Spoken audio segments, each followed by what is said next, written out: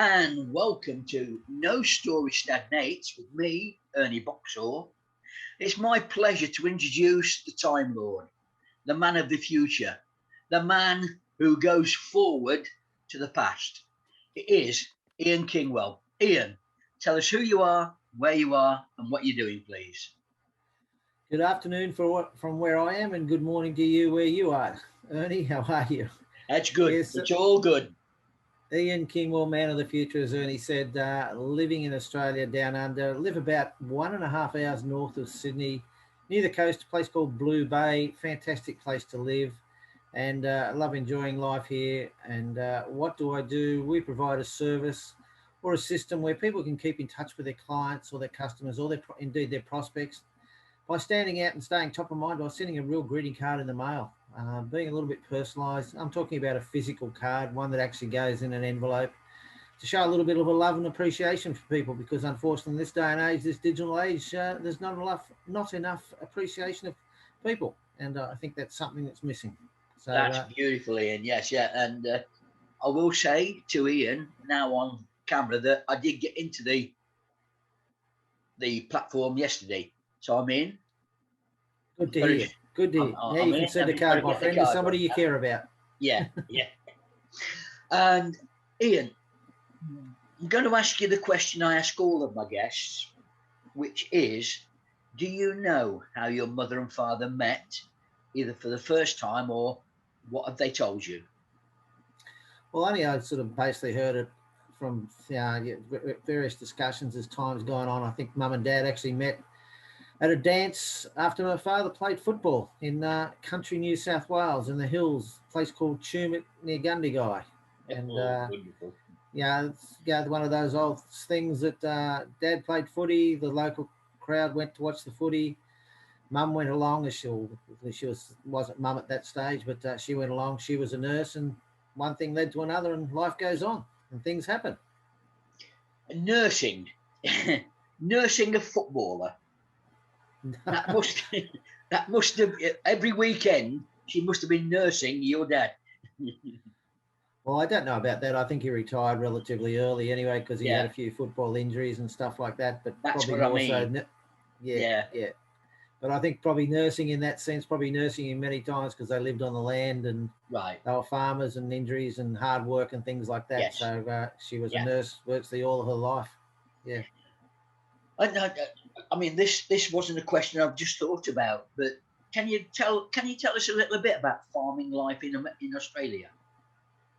It's a hard life because compared to the English, and I've never been to farms in England, but we have a very hot, dry outback, lack of rain, a lot of droughts, so it can be quite tough. Fortunately, where we live, we didn't have the floods, but there was heavy rains at times, but not to the detriment where property got flooded, but more so that you had a shortage of feed during the drought periods. And, I had the opportunity, I suppose, to possibly go on the land when I left school, but I decided to go to college and do an agricultural course. Yeah. And one of the reasons was because it would have been too hard.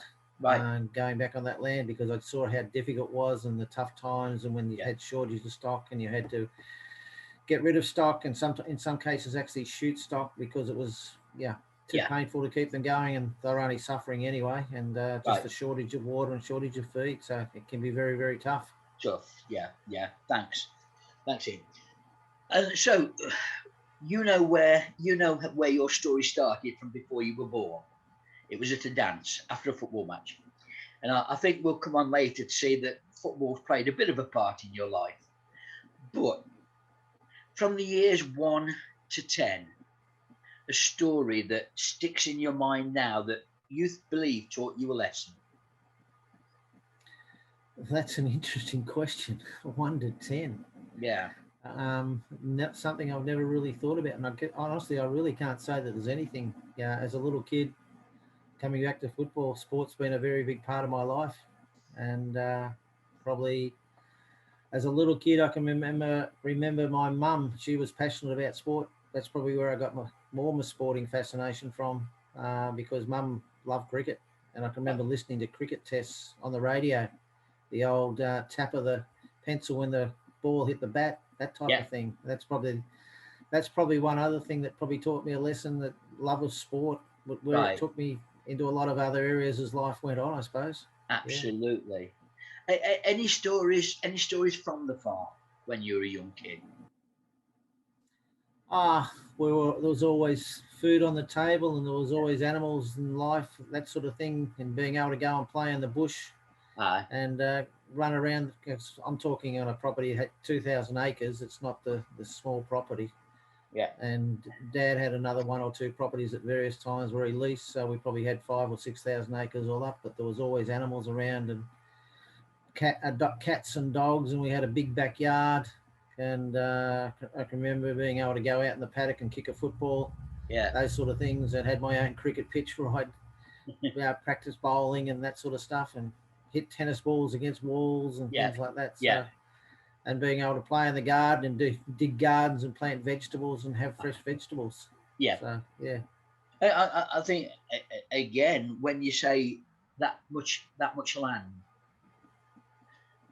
you haven't been to England, but I'm not sure what an acre is, but it sounds like you owned enough land for a small town in England. Oh, absolutely, more than a small town. Yeah. Quite easily. Yeah, several small towns. Yeah, but yeah, it's all relative. Yeah. Some Yeah. of the country you had was good farming country, other was just grazing country, hilly grazing country. Yeah. And yeah, Australia is a much bigger continent. It's Of course. the equivalent in size to the USA in landmass almost. Yes. And if you put one on top of the other, they virtually fit there. So yeah, it's relative, I guess. I'm sure it is. Yeah. Yeah. And how did you look after all that land? I mean, you had. Did you have cowboys? Did you have ranchers that rode horses? No, that was just Dad essentially, and myself as a child. When I became older, I'd help because, yeah, you would have helpers at various times, and you'd have people to come in to do the shearing and perhaps help with some of the jobs, but they weren't employees or more contractors in that sense for various roles. But majority, because it was grazing country, it wasn't that difficult for one person really to run, and that was pretty normal in the country. And I can think of a friend that I went to college. He said when we were going to school and going to college that 2,000 acres you could make a sustainable living on. Yeah. But nowadays you need probably 5,000 or 6,000 acres to be able to make a sustainable living from because of the change of economies. And in that sense, you probably do need more people to be able to help you in that sense. And you probably need 1 or 2 farm hands. Yes. Yeah. Great. So we come on to the teenage years here, and I like to split it into 2 because I think it is 11 to 15, 16, and then the second story up to 20. 2 stories from your teenage years and lessons you think you learned.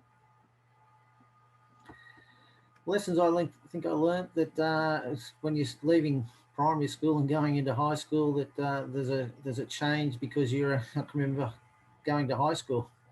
Yeah. As a first year, or year 7 as it's now called, or first year as it was then, the bigger kids were always picking on you, so you had to learn to stand up for yourself.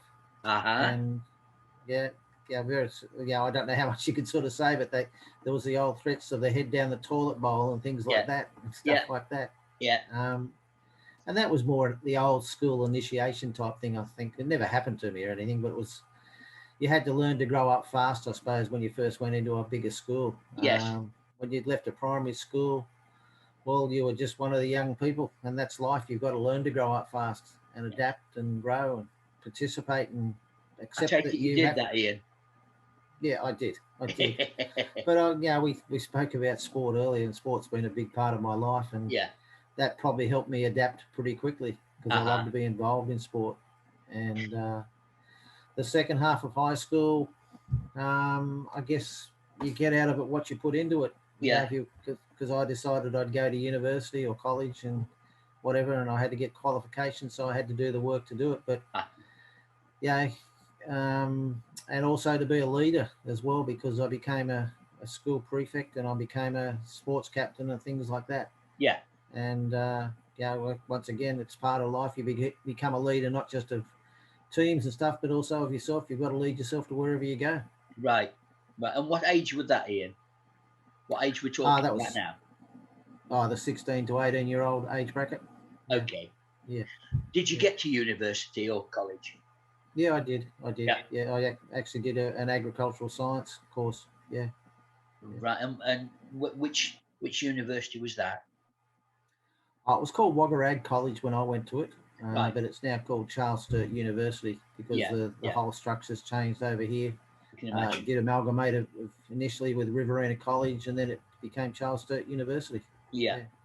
And how would you say, if I was to ask you what your attitude was to teachers coming up through that period, primary, high school, college, did you get on with teachers or? Teachers were friends. Right. Yeah, I didn't think they were anything superior. I'll use No. that word, superior. Yeah. I can still remember when I was doing our HSC and we were going down to the club and playing snooker when we're supposed to be studying, and we're having a beer with the principal. Right. So he was a friend. Yeah. In that sense. And when I was in my senior year, I was playing sport with those teachers and things like that. So they were no different. I probably learnt that it doesn't matter what age you are, we're all the same. And I think it's how you treat people. Yeah. Well, that brings up a memory of mine, Ian, because my father is my hero, but he was very much a man of the working class. And his attitude was very much sort of tipping his cap to the bosses. And that's the environment I grew up in.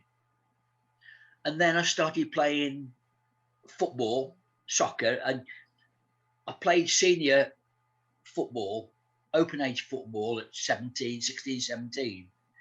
So I was playing with adults, and that quickly taught me that sometimes the bosses are either your best mate or the biggest shits on earth.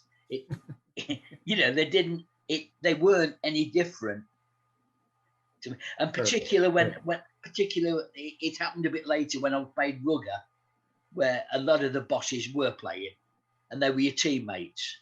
Yeah. And you found out that after 2 points, they weren't. Yeah, look, I can relate to that. I started playing Australian football, as we call it here, and I was only 16 at that stage and playing with guys who were teachers, and one guy who was a teacher from another town, and he started playing with our club because that other town didn't have Australian football, and he became a friend. And many times since then, I've actually stayed at his place as a friend. He was a few years older than me, but that doesn't matter. Age is but a number in reality. Yeah, it's the individual. Yeah, I do remember in HMP Australia. Last night I was with 4 Aussie ladies. And you're a lucky man. I was. And the question was, do Australian rules still love fighting? Do the players still love to fight? Because that's the one memory of mine of Aussie rules, is that you're allowed to fight. Nah, I think the world has changed, and I think and there's a big discussion going on about head-high tackles and things like that. So the old world thuggery and bashing, and that's not just Australian football. It's rugby league, it's rugby union, all that sort of stuff. I think the world has changed. And it's a faster game. It's a more physical game, and there's enough hits in there, and players are a little bit smarter, I think, and their hip pockets are a little bit smarter too. That's probably another way of putting it. Yeah. I was going to say, it says a lot about me that when I played rugby, I used to quite like the fighting. Yeah. But in saying that, like, I played first grade till I was 38. And I never once threw a punch, never once got reported. Right. And I'm proud of that because I played the game fair, but I could still make sure that I let the other person know I was there and all within the rules. Okay. So I'm quite happy with that. I'm proud of that as well. Yeah. We're at university then, Ian. Does that take you into your 20 to 30s? I was 19 going into 20. Finished by the time I was 21. Okay. Yeah. So stories from your 20 to 30s? Well, I met my first wife Yeah. when I was at college, and so that's the start of life. Yeah. Going out in the big world and think you know everything, but you don't know everything. No.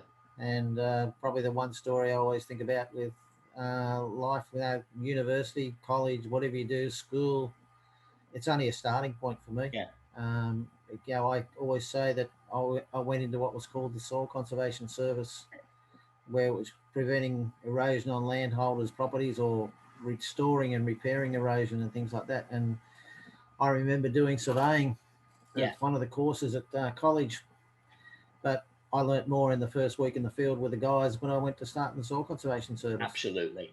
And another thing that springs to mind is that when I went for the interview for the job, within 15 minutes we were talking sport and other things. And I think it's just and Yeah. probably one of the things from that comes out, another guy, we both went for the interview, his father was good friends with the commissioner of the Soil Conservation Service, and he didn't get the job, but I got the job. And I think it comes Yeah. back to be your true and genuine self, be the honest Yes. self that you are.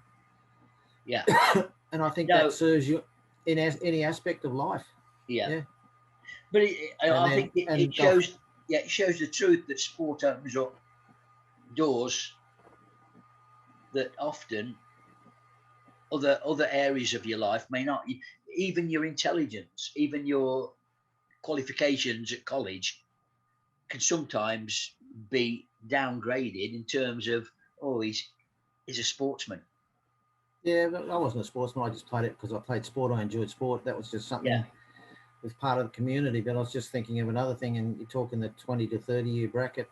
Yeah. I used to travel back to another town once again with sport to play. I got paid to travel back there and play in the hometown because there was no football. And one of the other lessons I learned in that period was that challenges get put in front of you, Yeah. and sometimes that you think that you can't do it, but you go and do it. And the guy said, "Why don't you try and start football here?" And I said, "Mate, I'm too young and silly," because I was Yeah. only 24 at the time, being a young bloke having a good time, Yeah. as you do at that age bracket. But lo and behold, we had a football club and a football competition the next year. Right. And it's only in the last 15 years that I realised that my whole life is about challenges. I always want a challenge. Yes. And Yeah. somebody will throw something at me and I'll think about it and I'll stew on it and I'll say, well, I'm going to do that. Uh-huh. And I think we all have challenges and too many people don't face up to them and take them head on. Yeah. Yeah. And at that time, were you still involved back on the farm, or had you moved away? Oh, no, I'd moved away. Yeah, no, I'd well and truly moved away by then. Yeah, Right. yeah. No, I'd been transferred to another place in the state, Right. and then another place, and then I ended in the next place called Bathurst. And Yeah. so at that stage, yeah. And, So I've been in 4 different locations in 5 years, basically. right. Yeah. Were you able to keep in touch with your folks or go back? Oh yeah. No, we still rang and still went back to visit when it was appropriate. And Yeah. then as children started to come along and that sort of stuff, Yeah. those sort of things, you do keep in touch and you go back for Christmas and Those, birthdays and things like that. yeah. But probably not as regular as you did before. No. No. And were the Barbies, were they prevalent? Oh yeah, barbecues are part of Australian life, but probably Yeah. not. Our family, funnily enough, didn't have big barbecues. Yeah, Right. we weren't a big barbecue family. We were No. more the home cooking style of family. Yeah. Because on a farm, the baked dinner and that type of thing, that was the normal type of Yeah. thing. Yeah, yeah. Your mum a good cook? Yeah, I'd call her a good cook, yes. Yeah. In fact, at a funeral 2 years ago, or almost 2 years ago, I remember just saying mum's cooking was one of the magic things about Yeah. memories of your mum. Yeah. Right. That's it. And coming up to the 30s then, Ian, where were you around about your 30 to 40s? Pretty settled? Uh, Or? Probably then I started to challenge myself even more, bought a news agency and Right. started some other businesses and whatever and sold those off and went through challenges of a business being burnt out, stuff like Right. that. So, yeah. So I went into business from being employed when I was 30, 31, I think it was. Yeah. Yeah. Yeah. Yeah.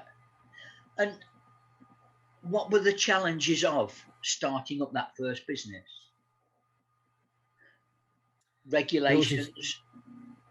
Probably the biggest challenge was going from working 35 hours a week to working 90 hours a week. Yeah. And as you obviously know, I get up early, and I was opening this business by 4:30 a.m. in the morning and finishing at 7:30 at night and things like that. So we actually created a successful business where we went from we more than doubled the turnover in 3.5 years, sort of thing.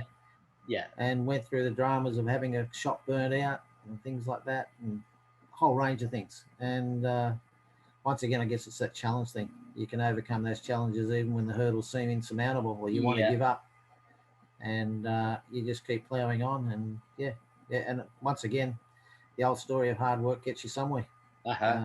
Without that hard work and putting the nose to the grindstone, you don't get anything. And taking on the challenge of opening another store while we're still running one store with 90 hours and having 2 children and still playing sport and still being involved in a club and all sorts of things like that.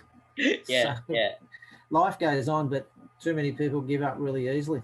There's probably one lesson I've learned from there, that it's what you want to get out of it. And it's a story similar to mine. Won't go into it, but what were the strains on the family while you were doing that? Were there strains on the family, or did they just chip in and accept it? Well, my then wife, she worked in the shop. But one thing we did make a commitment for, that one of us was always there for the kids when they went to school. It was usually my wife, but one of us was usually there when the kids came home from school. And you had to sort of make sure you gave that family time where you could. But there was the understanding that you're working to try and make improve your life. And when you do that, you're going to get a reward at the end. But there are strains, because obviously time, it does, it wasn't the end of the marriage, even though the marriage did finish eventually. But it wasn't because of that at that time or anything like that. So we're into the late 30s, 40s, Ian. Where are you at 40? Well, about 40, that's when the marriage started to break down. So I started new things, and we'd got rid of the businesses in the past, and decided to take on new challenges and started a different career in sales and stuff like that. And once again, I can remember my mum saying, are you sure you want to do that? And I said, yeah, Mum, I can see it working. And what it was, I sold prepaid mobile telecommunications with Vodafone. Actually, you'd know Vodafone from the UK. Yes. And I actually set up Country New South Wales with prepaid telecommunications. I virtually covered the whole of New South Wales. I've never been a salesperson. And it was a challenge to me. I was a traditional salesperson that went into a shop with the folder under the arm and blah, blah, blah, blah, blah, blah. And I'd never actually, as I said, been taught how to be a salesperson, but I learnt that I'd go and sit in the car and say, well, what worked, what didn't work. I'd self-analyse myself, and I came to the conclusion that let's just go and talk to these people, because you've got two ears and one mouth. And just build that relationship. And I guess I developed myself that I developed a cycle and turned up consistently and turned up regularly. And every 6 weeks they'd see me in their shop, and I'd just say g'day, and eventually I'd build a very successful turnover and all these sorts of things. Many little stories that come out of it, but it was just you turn up regularly and start working and do what you have to do. Did you find it a numbers game, and that you're able to take the kickbacks, the no's? I think you get those from so many different areas. You learn to handle no's, frustrations in playing sport, and frustrations of having been in business, and just in general, life kicks you in the teeth every now and then, but you learn that, hang on, you just keep getting up and fighting. And I guess, through that whole period, I ended up moving to Sydney and being offered, and I can remember going around an area I had in the eastern suburbs of Sydney, and I could just remember sticking my head in the door, and one day one guy said, mate, does your business, your card do such and such? And I said, yeah. And he said, well, come out the back, let's get it started. But it's also a numbers game. You keep turning up and keep turning up, and that's life. And if you don't turn up, and like you mentioned the Happy Neighbourhood Project. As I say in networking, it's not about turning up and just selling something on the first time I meet Ernie. No. Ernie and I have got to get to know each other before we jump into bed together, as I say. build a relationship of some sort, and that's the same with a marriage, and same with business. When you go into business with somebody, you've got to have a relationship. You've got to trust each other. Yeah. If you don't trust each other, why are you going to go into business together? That's it. Yeah. Why are you going to buy my products or services, or why am I going to buy yours? Yeah. If you don't, and it's a numbers game. It is. Yeah. Yeah. Have you found it easier over Zoom to do that, or harder than face to face? Well, it's funny. I don't know whether I've told you, but I used to treat LinkedIn as my networking group, and I'd pick up the phone and talk to people and introduce myself because we didn't know each other. We just connected. Yeah. And I can't think of it. 3 years ago since the last time I've been to a face-to-face networking group. Right. But I've become more comfortable with Zoom now. Yeah. You and I are friends, even though we've never met face-to-face. Absolutely. I class ourselves as friends anyway. I certainly do, yeah. Yeah. There's no doubt about that. And that's the beauty of what this world is. Yeah. It's changed the world, and the people that are willing to be flexible and accept it, they'll get by. The people that aren't willing to be flexible, they get caught up. Oh, it's not this and not that. Yeah. They're the ones that are always going to struggle. And I think just in general, you've always got to have an open mind. Yeah. And I think that's the thing. Now, when I talk about flexibility, I think what's helped me as well is, funnily enough, is my body becoming more flexible. I've worked on Tai Chi and I've worked on my flexibility. And I've found that being able to move more easily than I did in my 40s and 50s has helped me, I think, mentally as well. Perhaps even the fact that I can still exercise has helped me. Yeah, look, I've been an advocate for being fit. I'm not a fitness fanatic, and I never have been. But I've always enjoyed being active. And as I said earlier, being on the farm when you're young, I think you've got an outdoor life. And that's one of the beauties of living on a farm. You can go and do many things that city folk can't do. It's just part of you. And I was one of those silly people that actually enjoyed going to footy training. Yeah. And would probably even go for a run on a day off. But if I didn't go for a run, it didn't matter. Right. And as you know, now I love going swimming. I go for a walk every day. And in this world with, working from home and Zooms and things like that, I think keeping healthy is one of the most important parts. Absolutely. Because if you're healthy, you've got an active mind. Yeah. Or got a more active mind, I should say. And you can think better, and you can dance on your feet when you... That's it. And that sort of thing. Yeah. So if you're not fit and healthy, I think you struggle. And, right. Yeah. So we're coming up to 50 then, Ian. Life at 50. Well, I probably forgot to say in the 40s, I actually met my now wife. Right. Yeah. So how did that happen? Well, we met on the internet. Funny enough, as we're talking about that sort of stuff. Yeah. And and it really doesn't matter where you meet your partner, whatever it may be. You've still got to get on. Of course. And, we still had to meet. We had to meet face to face before we could actually form that relationship. And I wouldn't trade her in for quids. And so 50 we'd move. 50. So what is that? Several years before that, we'd moved up the coast. We'd moved from Sydney. We got married. Yeah. We're living up the coast. We'd had businesses, and my wife was in home care, and we've moved a couple of times to where we are now. Right. Yeah. And with the wife, Helen's the name. Helen, sorry, yes, I do know Helen. Yeah. When you first came together, you were in one particular location, and then you moved. Was that within a few years of meeting, or had you settled in first? Well, a little story. Well, I moved in with Helen not long after we got together, sort of thing, and that type of thing. And she lost her husband to cancer, and she's a different culture, Greek Cypriot. Yes. And one of the issues was that there's still the domineering family side of it, and that's life, and that's understandable. Whatever. And Helen actually wanted to move out of Sydney. She just wanted to get away from that sort of thing and have her own life. And one of the things was to get married. And I said, basically, as far as I'm concerned, I'm married. I'm only putting this ring on the finger to Yes. cement the relationship.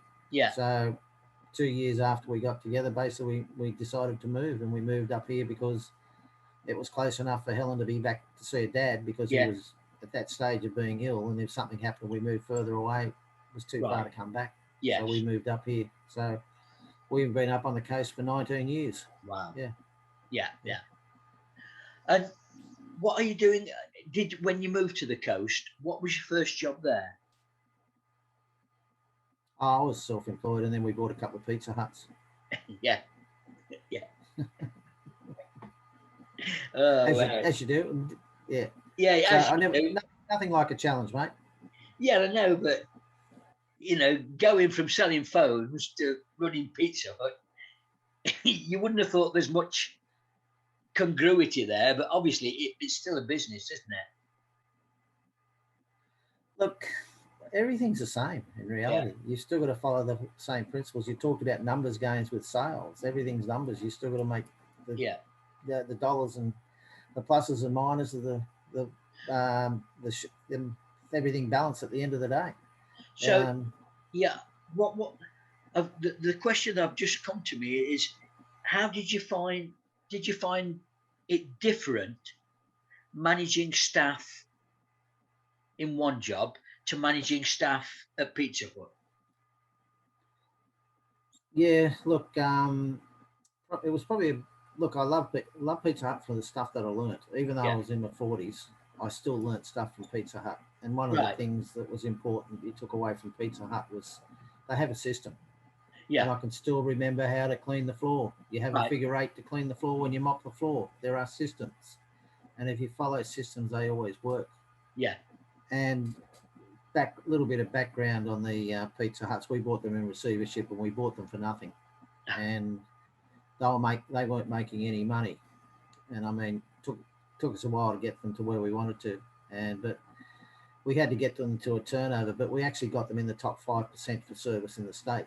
Yeah. And one of the reasons we did that is that we made sure the staff learned how to follow systems. And even though I can remember we'd turn up unannounced sometimes, and I can remember turning up, and one of the shift managers, here he is reading the paper, and I said, well, how many pizzas are you prepped? And he said, oh, none will be right. And I said, no, you won't. You'll be under the pump.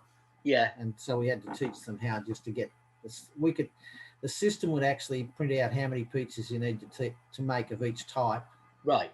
For the night, and they can virtually tell you how many orders you're going to do for the day based on historical data. And if you use their systems, it would work for you. Yes. And that was the key to doing it. And when you did those sort of things, and it applies to everything. Yeah, you see HNP, we read a script every week. Yeah. If you follow the time way, it pretty well works. Yeah. And I go to some other meetings, and they don't follow a script. They're a little bit all over the place. Right. And it's systems, it's doing those sort of things, it's having a plan, it's doing those sort of things, and it works. But staff was a challenge. We're just a glorified child mining centre at times. It was frustrating because they're all different pay rates, and you try and put they were trying to put square pegs in round holes when round pegs should be going in round holes, so that you can get a bit of value and manage it. And that was the most frustrating part, trying to get things like that to work and getting the staff to understand that. Yet sometimes it would say put a mate in, and you'd say, no, mate, you're not putting him in there. And I actually developed a few other things that would actually tell me where their discrepancies were pretty quickly in the end of the day with a report. Yes. Like once again, reporting and systems and all those sort of things, everything goes into place. And even the staff, if they follow the system or whatever, once they started to do that, and you had to do trainings, and you had to do regular trainings, and it wasn't just for the staff, it was also for the franchisees, and it was also for the managers and that type of thing. So it was an ongoing thing. Yeah. Were you doing some miles then? Were you putting miles on the road?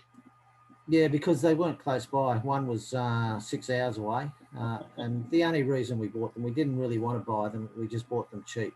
Right. And the intention was to get them up and running and get rid of them. And that's basically what we did. Yeah. Got to a point. But I remember driving away from the second one, and we got a phone call from a friend in Queensland who was in Pizza Hut, and Helen's response was to the lady, her name was Di. She says, "Guess what, Di?" And Di says, "I don't know." And she says, "I've got my husband back." Because I was basically tied to the Pizza Huts all the time with managing them, making sure things were working and wages and those sort of things. Yeah. And you don't sometimes, because when you invest into something seriously, you sometimes don't realise how much you're actually investing in time-wise and so many other areas. That's funny enough. On Friday, I'm at a network meeting in England, and that is going to be the sort of genre around which I give my presentation. I basically screwed a couple of relationships up because I put too much effort into the work and not the family. And so, that's something that's close to the heart at the minute. But I'm the luckiest man alive because my daughter still, the two partners that I was with still talk to me, and the daughters love me. So I'm the luckiest man alive, really, because I know a lot of men that have lost families through focusing on work. Yeah. I don't think I lost family in that sense. No. I was saying, but I understand. I do know a lot that did. But, even when we went away to visit the stores and stuff, Helen always came with me, so that was important as well. And she still had an involvement, not to the extent that I did. Yeah. That's it. When you go on trips like that, Ian, does it involve hotels, stopping over, and things like that? Oh, absolutely, motels. Yeah, usually a motel. Yeah. Yep. And I mean, how was that sort of for the mentality that you're perhaps sometimes spending more time in hotels than home? I didn't spend that much time in reality because I actually was one of the first people in Pizza Hut to put the internet on. Right. Because I wanted reporting to be instantaneous and things like that. So, as I said, I developed a report that would actually tell me at the end of the day where errors were in there, and I could look at the report in 5 minutes and I can tell them what they'd done incorrectly. Right. And because I'm very analytical in that, because I actually I actually did get a scholarship to be a maths teacher. So and I love playing. I can play with figures and do those sort of things. Yeah. I was gonna. That was gonna be a question. Going from a farm boy to developing systems, there might be some similarities there, but it's certainly a jump, isn't it? It's a leap from working with your hands to working with your brain. I think but I've always been one of those people that is willing to learn, and I think that's one thing I've always said. When I stop learning, I'm in deep trouble. Yeah. And so my attitude is I'm going to be learning all my life, and I'm not scared of new technology like phones and stuff like that. I'm willing to say, okay, how can I use it? How can I make it work for me? That's great. Because too many people are scared of things and they're just stuck in a little rut that's all I've ever done and that's all I'll ever do. Here's one putting my hand up, Ian. Sometimes I'd rather walk 50 miles than look at a new piece of equipment, but that's just me. No, I'm willing to have open eyes, and I mightn't accept it straight away, but I'll watch it and learn about it and then work out where it fits in. Yeah. I think the difference is, as you say, you are very analytical, very detailed orientated. I'm probably more I'm looking at the big picture all the time, not necessarily. I know. I look at the big picture, but I look at everything. Yeah, I was going to say. Yeah. You look at the detail as well, where I sometimes find details not boring, but particularly when now I'm on my own. Yeah. I find them more of a challenge. Sometimes I find them fascinating. Yeah. Right. But taking that a step further, like my father worked till he was 82 on a farm. Yeah. And I think one of the reasons he was so fit and strong at that age was because he was active.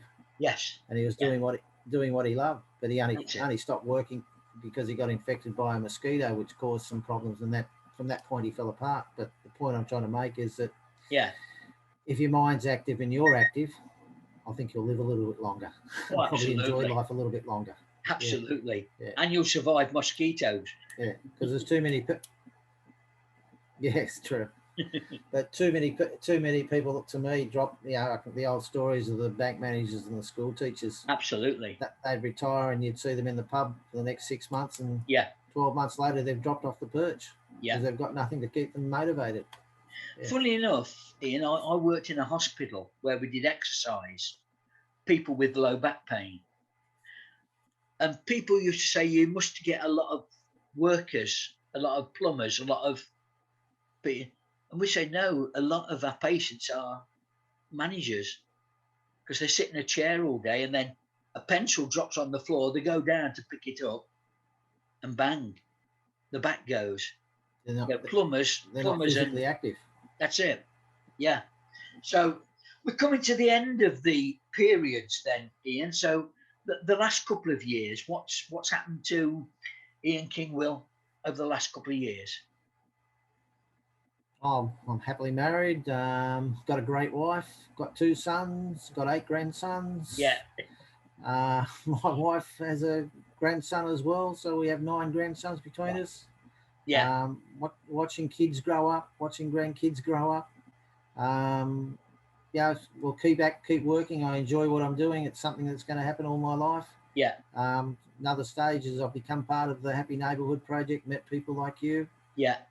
So talking about keeping an open mind, it's not something I would have thought about 20 years ago that I'd be doing things like that. No. Talking to you on the other side of the world. And we've been doing our card business for 12 years, so we'll keep doing it. But you've always got a smile on your face, Ian, I must say that. Well, I enjoy life, mate. When my eyes open, I'm having a pretty good day. Yeah. And so I think you've already more or less answered the last question is, where do you want to be in 5 years' time? I don't want to move too far from here because I love where I live. Yeah. And probably Helen wants to get a new house, and that's probably the next stage of getting something that's suits, probably a little bit change in style, but somewhere in the area, and still doing what I'm doing, and probably hopefully traveling somewhere else in the world, or maybe going to the UK. Okay. The borders might open. You'll always be welcome, Ian. But I'm not going to say that anything in particular. I think watching the kids, the grandkids, in 5 years' time, the eldest grandkid will be about leaving school, things like that. Yeah. Seeing where they go in their lives. One's a very talented. Two of them look like they're talented sportsmen. So see where they go. Little things like that. Yeah. So, you'll perhaps be over here watching them play cricket. Well, one of them might. Yeah. He's also a good Australian footballer, but he might do something. But that doesn't matter. Yeah. No. Yeah. Can you just? I know we've spoken about it, but the view from your window. If you looked out of your front or back window now, what would you see? Blue skies. Are you close to the beach? Are you close to? No, I can't see that. I can only see another house. Yeah, no, we're not that close. We're 5 minutes walk to the beach. Yeah. That's not too far. If 5 years' time, that's probably where I'd like to be, with a better view of the water. Right. Yeah, great. Yeah. If you want to nail something down. It's been a real pleasure, mate, and we have got through it without any problems with the internet, which is a real boon. So I want to thank you for going through the life and the lessons, certainly about keeping going, about getting back up, is one that most people should be taking with them, particularly now. We've got to bounce back from what's just happened. Look, life is about that. You're going to get punches in the face, whatever. You're going to get rejection. You're going to get all that. Yeah. But my attitude is, I say to people, you know what's going to happen tomorrow, Ernie? And Ernie says, no, mate, the sun's going to come up. That's it. Yeah. So it's another day. It's another opportunity. Go and enjoy it. Make the most of it. Yeah. And don't get too caught up in all the crap that's going on, all the minutiae. You can make your own decisions about what you're going to do. That's it's your choice. Okay. Thanks, Ernie. Thanks, Ian. Take care. Likewise, Ernie. Talk soon.